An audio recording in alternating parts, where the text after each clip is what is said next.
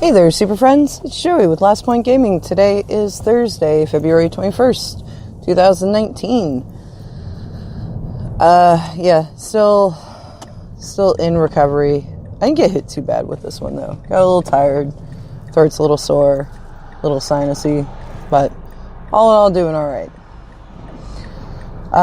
There was no episode yesterday. They did, in fact, decide that it was cheaper to give us all a day off than replace all of us if we died. So, yay, benevolent employer. What are you doing? Fuck out of my way, dude. Alright. So, I got to have a nice snow day at home with the kids.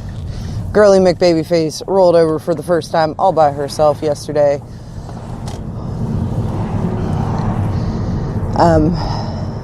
She didn't quite know what to do once she did roll over, that is. But yeah. So, it was exciting. I got to be there for one of her firsts because I'm sure I'm going to miss a whole bunch of them with working and everything. It's just really weird. None of the other kids, I started that sentence really poorly. I didn't have a job to rush back to with any of the other kids. That's not entirely true. Sister and Boo, I had a job I could go back to, but family situations warranted just putting in my notice and staying home for a bit. And with Bird, I was a temp, so they don't hold jobs for temps. Temps don't get maternity leave. So, I ended up stopping working 3 weeks before she was born, because they were like, well, we don't want to get too close to your due date because we all want you to train your replacement and shit. Which was cool.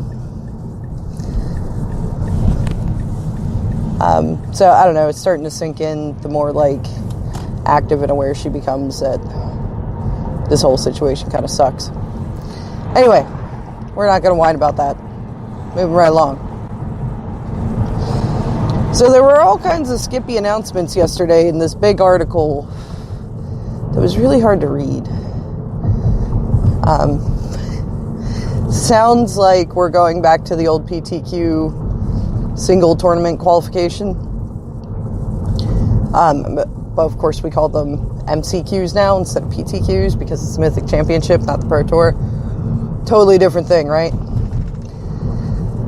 Now, I know there were a lot of grinders that really hated the PPTQ RPTQ system because you essentially had to be completely on your game twice. Winning tournaments is actually hard. Really, really, really hard. I mentioned this before. There's a reason that pro careers are generally measured in top 8s and not necessarily tournament wins. Because tournament wins are inconsistent. I mean, even top 8s. I don't want to make it sound like, but top 8ing is really easy. No, it's still, a struggle and whatnot. But winning a tournament is a lot different than top 8ing a tournament. So, personally, I liked the PPTQ RPTQ system just because, it was more events that the guild ran and I got to play in the PPTQs. Never made it to an RPTQ. And I think you give lower level players something to keep striving for, but also a sense of accomplishment when they say qualify for an RPTQ. And, okay, maybe they get demolished at the RPTQ, but hey, they qualified for that, right? But that's just my opinion. I can definitely see both sides of it. Really, it doesn't much matter to me. I don't think I'm ever making it to that level, and I'm strangely okay with that. Who did make it to that level, though? Fucking Ross Merriam. He is playing in the Mythic Championship in Cleveland tomorrow. I mentioned this earlier this week. But gotta mention it again because he's the That's the reason there was no Versus Live today, and Todd did not oblige by streaming during... do you want to merge? I will let you merge so that you don't try to merge into me.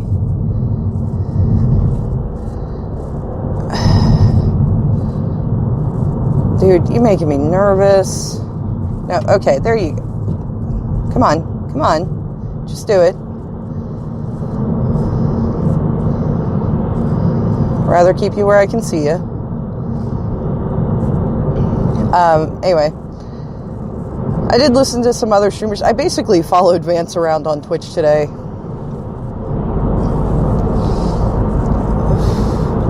So, listen to some new streamers. There's a guy whose name on Twitch is Lord Tupperware. He just wins right there. I don't know why that amuses me so much, but it does.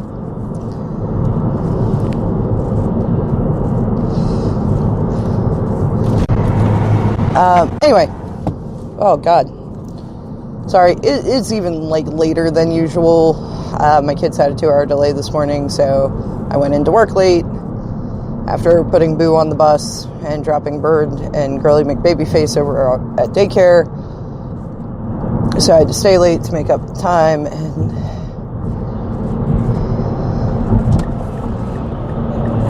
can you, like, stop trying to murk yourself in front of me? Wow. Are you, like, a new driver? I don't know what's going on with you there, friend. A little early to be this drunk. Anyway, God, sorry. So, yeah. They talked about in this article from WotC, and I'll try to remember to get the link and associate it to my links to this episode on social media and, like, include it in the YouTube comments. A link to the article where they talked about, they actually started talking about how one can qualify for Mythic Championships through Arena. So it's neat to finally get some word on how all that works. Husband's thinking about doing the grind. He's considering it. He made Mythic incredibly fast after the last reset, and he was, like, numbered Mythic. He was, like, Mythic number 537, I want to say, or 532 for a while, and then he kind of, like, stopped playing in the ranked queue and was just playing in the scrub queue, and now has bought a different game, and so is kind of just not playing Arena at all. Meanwhile, I'm still stuck on Plat. I did get up to Plat Tier 2 and then plummeted all the way back down to Plat Tier 4. I'm playing this Mardu Hero deck, utilizing Hero Precinct 1. Jim Davis played it on his stream either Monday or Tuesday this week. I want to say it was Monday. And, like, he said who put the list out there and everything, I just don't remember. But I named it Mardu Hero, and every time I play it, I, sing some Enrique Iglesias to myself for my own amusement. It's great.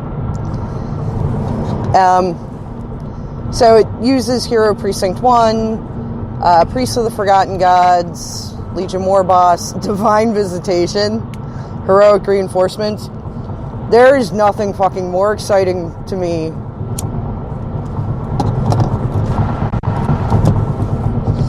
than casting Heroic Reinforcements with a Hero Precinct 1 on the battlefield and Divine Visitation. Like, it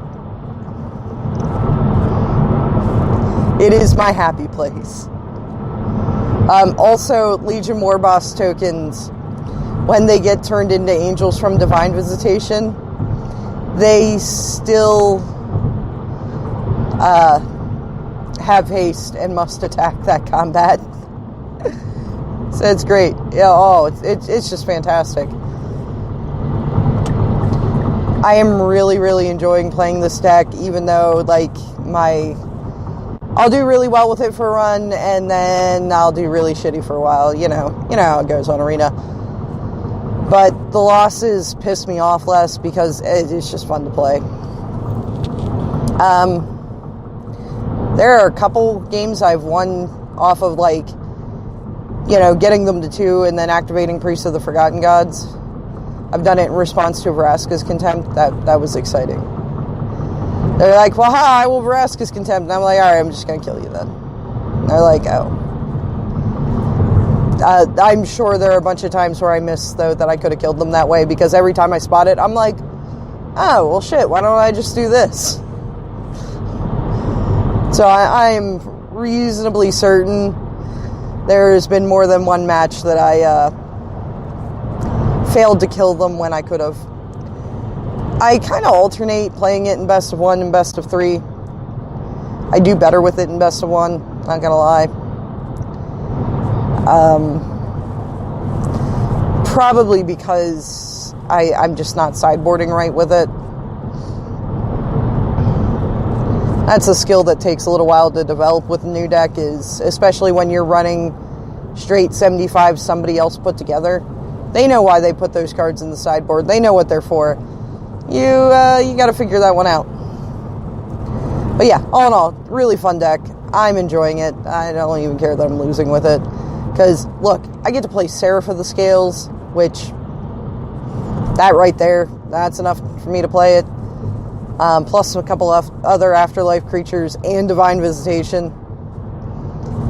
When Jim Davis, because he was just running through a bunch of decks, I think it was Monday. I'm pretty sure it was Monday, because Arena ended up completely shitting the bed on him and, logged him out. And he, was like, oh, you gotta reconnect. And he went to reconnect the one time and he was logged out. And he put his credentials in, and then he got, some error, but,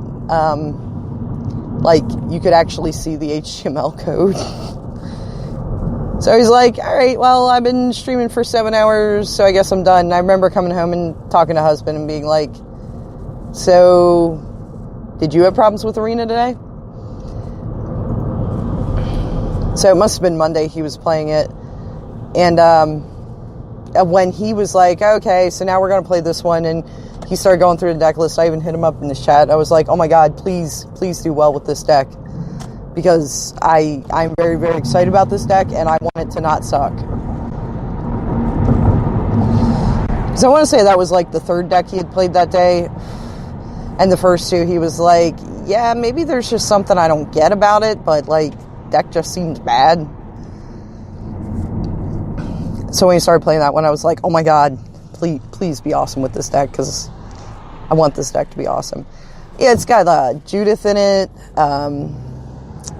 God, what else? Judith, Seraph the Scales, Priest of the Forgotten Gods, Heroes Precinct 1, Legion Warboss, Imperious Oligarch,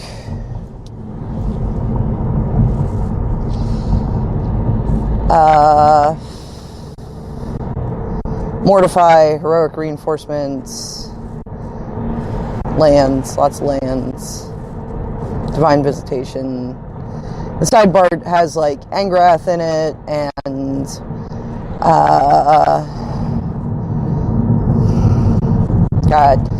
your shit gets Vigilance and Indestructible until end of turn if you cast, all your creatures are indestructible until end of turn, but if you cast it during your main phase, put a counter on them, and they all gain Vigilance too. I don't remember what the card's actually called, Unified Stance or something like that. That's in the sideboard. I don't know, just a whole bunch of exciting stuff. It doesn't do so great against Gates. Or at least I don't do so well playing it against Gates. I hesitate to say that any particular matchup for the deck itself is bad. It's just, I'm still figuring out how I play against Mono Blue, though I did beat Mono Blue with it yesterday, which was really exciting to me. I happen to think I just kind of got a good draw, and they got a little bit of an anemic draw, and that's why I beat it. But either way, still, great time, super fun to play. I'm thinking about checking to see how expensive it would be to play it in paper, and maybe putting it together for standard showdowns. I don't know how many more we have, actually, come to think of it. Because I noticed the standard showdown season always seems really short. Because it starts like 1 or 2 weeks after and stops like 1 or 2 weeks before the next set.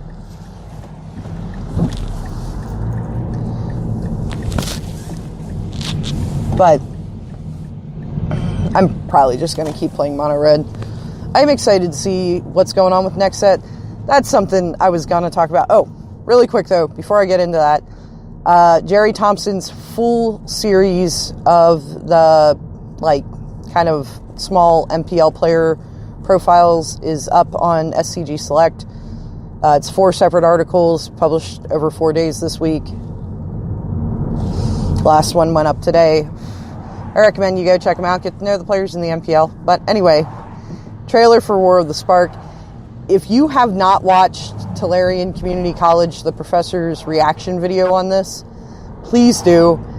It is fucking hilarious, and honestly, it's what probably most of us were thinking when we watched the trailer. There's a series called Better Off Ted, also highly recommend if you've never watched it. They talk about how in business, it's not necessarily actually knowing things, but you can't let anybody know that you don't know things. And they end up doing this complete bullshit project called the Jabberwocky Project. And they do a presentation on it and everything. They ship it off to their China office to work on it. And the last scene of the episode is the workers over there looking through the 3 pages on it, going, but wait, what? Everybody going, oh, you don't know what Jabberwocky is? And they're like, oh no, I totally know what Jabberwocky is. I just think it would be better with another page. And that's kind of how I felt watching this trailer. So I'm like, oh, okay, War of the Spark, that sounds really neat. All right, oh, this is some dramatic imagery and some neat windows and shit. No, cool, the chandelier, all the candles are going out. How sad. And then, the last one goes out and you expect something exciting to happen, and it doesn't. Sorry if I ruined it for you. So, yeah, nobody knows what's going on here. Somebody did point out Urza is on one of the stained glass windows, but Karn isn't. Apparently the next set is going to have 1 metric fuck ton of planeswalkers in it. Or that's the speculation. I don't know that anybody saying that actually is in the know about absolutely anything. So I am really interested. Somebody was saying about the Cage Sun having a Planeswalker Spark on it, and the Cage Sun's on Ravnica, but I'm pretty sure the Cage Sun was on Kamigawa.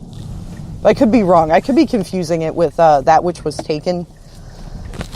I just happen to know Epidemic loved cards That Which Was Taken and Cage Sun, and so I could be confusing which is from which plane and whatever, but I'm interested to see what it is. I just hope they come out with some more information here soon. But with all that being said, I am home now. As always, if you made it this far with me, I thank you very much for listening, and hopefully I'll talk to y'all tomorrow.